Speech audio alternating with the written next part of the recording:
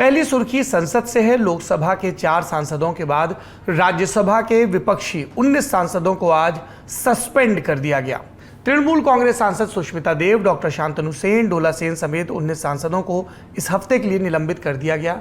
निलंबित होने वाले सांसदों में 7 तृणमूल के, 6 डीएमके के, 3 टीआरएस के और 3 लेफ्ट पार्टियों के सांसद हैं।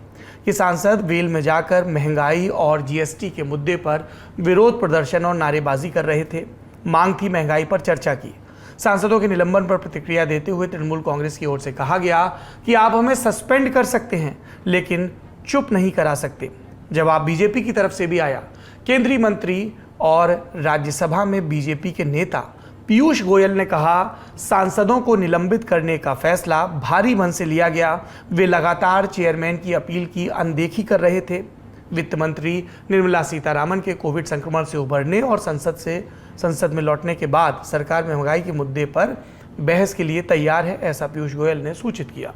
सोमवार को लोकसभा में हंगामे के लिए कांग्रेस सांसद ज्योतिमणि, मणिकम टैगोर, टीएन प्रतापन और राम्या हरिदास को सस्पेंड किया गया था।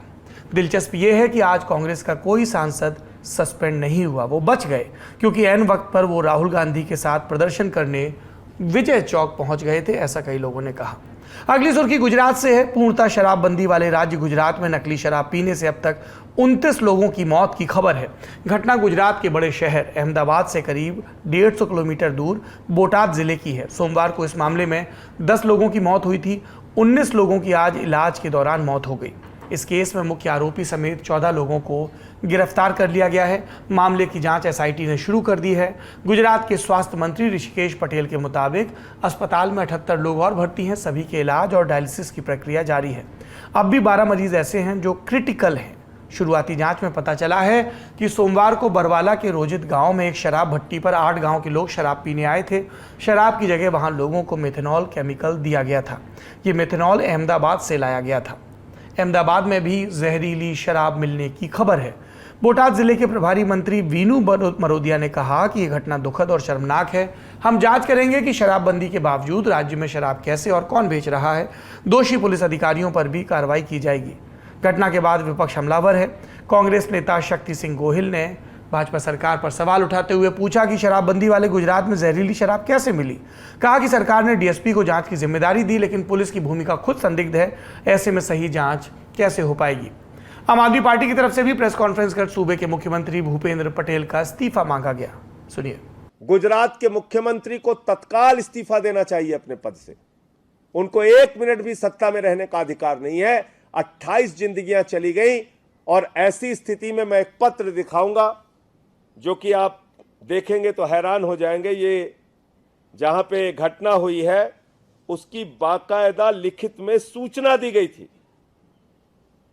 वहां की ग्राम सभा के द्वारा इस बात की शिकायत की गई थी कि ग्राम पंचायत ने इस बात की शिकायत की थी कि आप ये नकली शराब का धंधा बंद कराइए। ये वो चिट्ठी है, गुजराती में है, किसी से भी आप ट्रांसलेट करा सकते हैं।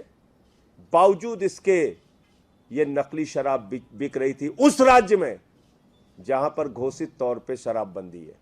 प्रेस कॉन्फ्रेंस के अलावा गुजरात में राजनीतिक जमीन तलाश रही आम आदमी पार्टी के मुखिया और दिल्ली के मुख्यमंत्री अरविंद केजरीवाल गुजरात पहुंचे। भावनगर के सिविल अस्पताल में जाकर इलाज करा रहे लोगों का हालचाल जाना। राजनीतिक प्रतिक्रियाओं से इतर बात करें तो सवाल गंभीर है कि एक राज्य जहां बरसों से शराबबंदी लागू है, दशकों से, वहां इस तरह से अवैध धंधे कैसे और किसकी सरपरस्ती में चल रहे हैं। गुजरात में 1960 से शराबबंदी शुरू हुई। 2017 में गुजरात सरकार ने शराबबंदी से जुड़े कानून को और सख्त कर दिया था। इसके तहत अगर कोई गैरकानूनी तरीके से शराब की बिक्री करता है तो उसे 10 साल कैद और 5 लाख रुपए जुर्माने की सजा हो सकती है। इसके बावजूद वो लोग कौन हैं जिन्हें कानून का जरा भी भय नहीं है। अगली सुर्खी यूपी से है। मऊ सदर से पूर्व विधायक मुख्तार अंसारी की मुश्किलें बढ़ती जा रही हैं। न्यायालय ने उनकी पत्नी और पत्नी के 2 भाइयों समेत उनके विधायक बेटे को भगोड़ा घोषित कर दिया, जिसके बाद से पुलिस इन सभी की तलाश में जुट गई है। वहीं न्यायालय के सामने हाजिर नहीं होने पर प्रशासन इन सब के खिलाफ कुर्की की कार्रवाई भी कर सकता है। मामला साल 2020 में मऊ के दक्षिण टोला थाने का है। मुख्तार अंसारी की पत्नी आफसा अंसारी पर सार्वजनिक संपत्ति पर अतिक्रमण का आरोप है। इस मामले में मुख्तार अंसारी की पत्नी के 2 भाई भी आरोपी बनाए गए हैं। इसके अलावा उनके बेटे और वर्तमान में मऊ सदर से विधायक अब्बास अंसारी को भी फर्जी दस्तावेजों के आधार पर शस्त्र लाइसेंस लेने का आरोपी बनाया गया है, जिसमें बार बार नोटिस की अवहेलना करने पर न्यायालय ने उन्हें भगोड़ा घोषित कर दिया। अगर वो अब भी हाजिर नहीं होते हैं तो न्यायालय के आदेशानुसार धारा 83 सीआरपीसी के तहत कुर्की की कार्रवाई की जाएगी। अगली सुर्खी भी यूपी से है। इलाहाबाद हाईकोर्ट ने लखीमपुर खीरी मामले के आरोपी आशीष मिश्र की जमानत अर्जी खारिज कर दी है। आशीष मिश्र नरेंद्र मोदी सरकार में गृह राज्य मंत्री अजय मिश्र टेनी के बेटे हैं। आशीष पर अपनी कार से किसानों को कुचलने का आरोप है। इसी साल फरवरी के महीने में हाईकोर्ट ने आशीष को जमानत दी थी, लेकिन बाद में सुप्रीम कोर्ट ने जमानत रद्द कर दी थी। जमानत रद्द करते हुए सर्वोच्च अदालत ने आशीष को नए सिरे से इलाहाबाद हाईकोर्ट में जमानत के लिए आवेदन करने को कहा था। सुप्रीम कोर्ट ने अप्रैल में आशीष को हाईकोर्ट से मिली जमानत रद्द करते हुए 1 हफ्ते के भीतर आत्मसमर्पण करने को भी कहा था। हाईकोर्ट ने अर्जी पर नए सिरे से सुनवाई की और इसे पूरी करने के बाद 15 जुलाई को आदेश सुरक्षित कर लिया। फैसले के लिए 26 जुलाई की तारीख निर्धारित की गई और तय तारीख पर फैसला सुनाया गया कि जमानत याचिका रद्द की जाती है। अगली सुर्खी महाराष्ट्र से है। महाराष्ट्र में सरकार गिरने के 26 दिन बाद उद्धव ठाकरे ने एकनाथ शिंदे और भाजपा पर तल्ख बयान दिए। शिवसेना के मुखपत्र सामना को दिए इंटरव्यू में उद्धव ने कहा कि उनके साथ विश्वासघात हुआ। दिल्ली ने महाराष्ट्र की पीठ में छुरा घोंपा। महाराष्ट्र सरकार गिराने की प्लानिंग तब की गई जब वे अस्पताल में भर्ती थे और हिल भी नहीं पा रहे थे। उद्धव ने कहा कि अगर मैंने उसे यहाँ एकनाथ शिंदे की बात हो रही है मुख्यमंत्री बना भी दिया होता तो उसके इरादे शैतानी है। सड़े हुए पत्तों को पेड़ से गिर ही जाना चाहिए। जिन्हें पेड़ ने सब कुछ दिया वे खुद ही पेड़ को छोड़कर जा रहे हैं।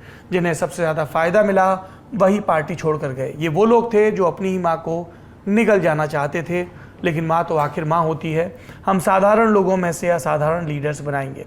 उद्धव ने यह भी कहा कि कांग्रेस के साथ जाने पर बीजेपी ने हम पर हिंदुत्व की राह छोड़ने का आरोप लगाया। हम कांग्रेस के साथ गए, इसलिए आप कहते हो कि हमने हिंदुत्व छोड़ दिया। फिर महबूबा मुफ्ती के साथ आप क्यों गए थे? आपने क्या किया था तब? ये इंटरव्यू तब आया जब राज्य से लेकर केंद्र तक उद्धव ठाकरे की पकड़ पार्टी पर कमजोर हो चुकी है। सवाल ये भी पूछा जा रहा है कि सरकार के गठन को इतने दिन हो गए, लेकिन अभी तक एकनाथ शिंदे और देवेंद्र फडणवीस के अलावा कोई और मंत्री क्यों नहीं बनाया गया? और मंत्री नहीं बनाए गए तो सरकार के मंत्रालयों का संचालन सुचारू रूप से कैसे हो रहा है?